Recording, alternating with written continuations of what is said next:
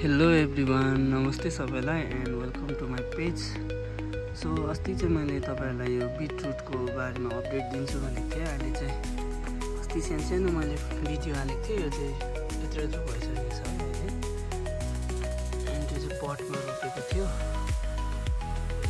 यत्रो भइसकेको छ। यो चाहिँ ओपन स्पेसमा छ, डाइरेक्ट सनलाइट भएर चाहिँ निकै ओइलिसकेको छ। त्यही कारण यसलाई चाहिँ अब अलिक पोट भएको जग्गामा राख्ने, त्यही भएर चाहिँ यतिको भएको छ है। अहिले चाहिँ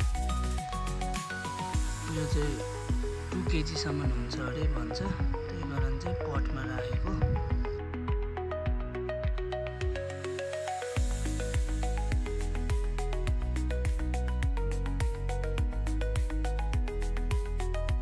र भर्खर मात्रै चाहिँ मैले यता ओतपट्टि सारिसकेँ, त पानी पनि हाल्दै र यसको त्यो पुरानो पातहरू पनि चुट्टाएर फ्याँकिदिएँ। यो चाहिँ यस्तो भएको छ अहिले चाहिँ।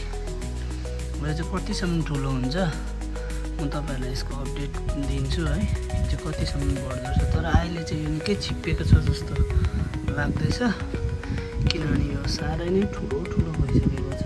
त्यही माथि यस्तो स्टिक पनि आइसक्यो।